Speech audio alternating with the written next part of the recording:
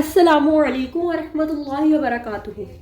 जो आज का हमारा टॉपिक अंडर डिस्कशन आ रहा है वो है फ्यूचर परफेक्ट टेंस। फ्यूचर मुस्तकबिल परफेक्ट मुकम्मल टेंस फेल फेल मुस्तकबिल मुकम्मल मतलब मुस्तकबिल में काम होगा और मुकम्मल होगा मतलब हो चुका होगा। अब इसकी आइडेंटिफिकेशन, इसकी पहचान की तरफ आते हैं कि हमें कैसे पता चलेगा कि ये फ्यूचर परफेक्ट टेंस है। हमने इसको अकॉर्डिंग टू द रूल्स और according to the cases of future perfect tense translate करना है। तो उर्दू सेंटेंसेस की पहचान ये है कि जुमले के आखिर में चुका होगा, लिया होगा, चुकी होगी, ली होगी, चुके होंगे, लिए होंगे या लिए होंगे वगैरह आता है। अब जुमले की एक मिसाल दे देती हूँ। हम लाहौर जा चुके होंगे, ठीक है, मुस्तकबिल में काम मुकम्मल हो चुका होगा लाहौर जाने वाला। हम चाय पी चुके होंगे, वो खत लिख चुकी होगी। ये कुछ मिसालें थी फ्यूचर परफेक्ट टेंस से related. Now come to the cases of future perfect tense. First case assertive case और सिंपल केस, जैसे सिंपल सादा फिक्रात। इनकी जो उर्दू में देखा जाए तो इन जुमलों में बिल्कुल सादा फिक्रात होते हैं। इनमें ना मनफी अंदाज होता है ना सवालिया अंदाज होता है। तो सब्जेक्ट आएगा शुरू में, विल और shall as a helping verb use होगा with have, will have shall have, ठीक है। मैं अब विल शैल का कॉन्सेप्ट पिछले लेक्चर्स में क्लियर कर चुकी हुई हूँ, फ्यूचर के जितने भी हैं, तो आप वो देख सकते हैं। अब मैं इधर मजीद नहीं इसके ऊपर डिस्कशन करने वाली। विल हैव और शैल हैव वर्ब की थर्ड फॉर्म के साथ ऑब्जेक्ट। अब देखें कि अगर हम कहते हैं he subject will have gone, वो लाहौर जा चुका है, gone to Lahore, he will have gone to Lahore. Okay, हमने इस स्ट्रक्चर के मुताबिक एक सेंटेंस जनरेट कर लिया। Next, we shall have played cricket. Subject helping verb, verb की third form and then comes the object. ये हो गया हमारे पास simple case complete. Now come towards the negative case. Negative case क्या है? मनफी। वो फिक्रात जिसमें मनफी अंदाज पाया जाए, इनकार पाया जाए, उनको नेगेटिव सेंटेंसेस कहते हैं। अब इसकी ट्रांसलेशन में हम क्या करेंगे, सेंटेंस को कैसे हम लोग लाइन अप करेंगे? सब्जेक्ट के बाद विल शैल। अब हेल्पिंग वर्ब कंप्लीट किया था विल हैव और शैल हैव, लेकिन जब हम नॉट लगाएंगे तो हम not will not have shall not have, हम ये नहीं करेंगे विल हैव नॉट, ठीक है। ये चीज़ याद रखनी है, अक्सर बच्चे यहाँ पर आकर गलती कर जाते हैं।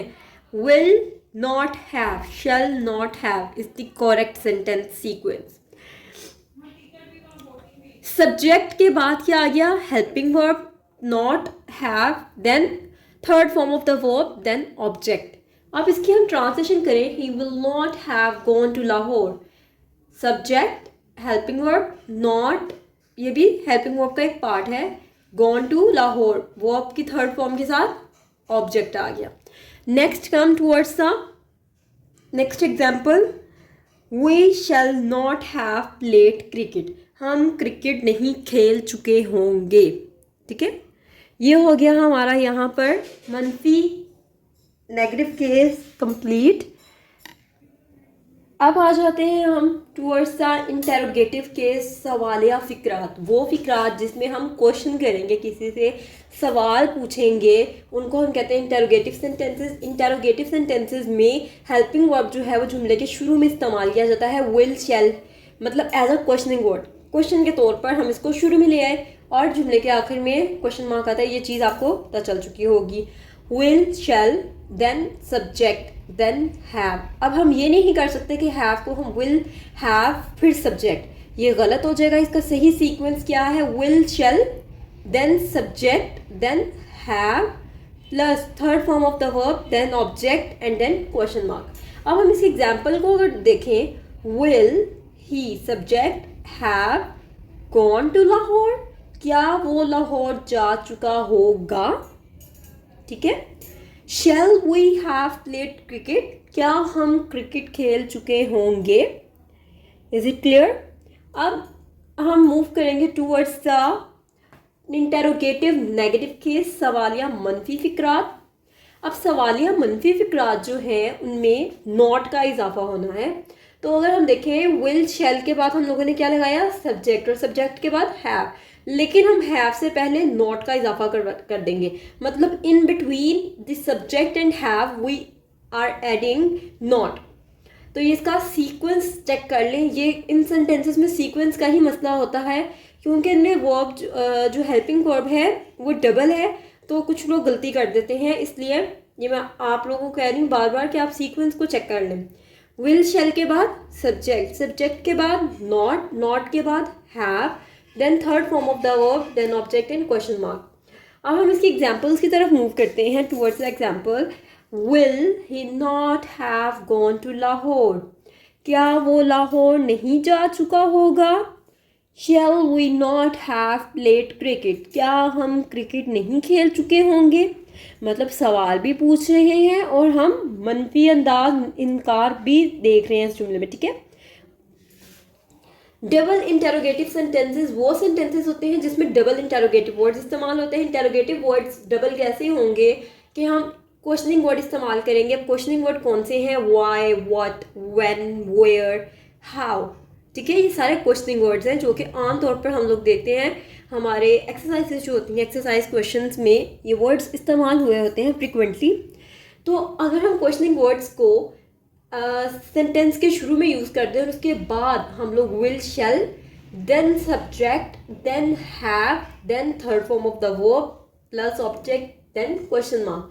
तो ये जो सीक्वेंस है ये डबल इंटेरोगेटिव सेंटेंसेस का सीक्वेंस है। Clear.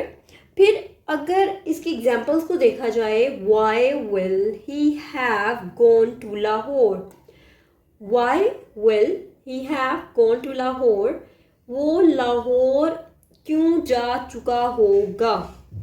When shall we have played cricket, हम क्रिकेट कब खेल चुके होंगे। व्हेन मीन्स कब। तो यहाँ पर हमारे डबल इंटेरोगेटिव सेंटेंसेस जो हैं वो कंप्लीट होते हैं। जज़ाकल्लाहु खैरन कसीरा। अल्लाह हाफिज़।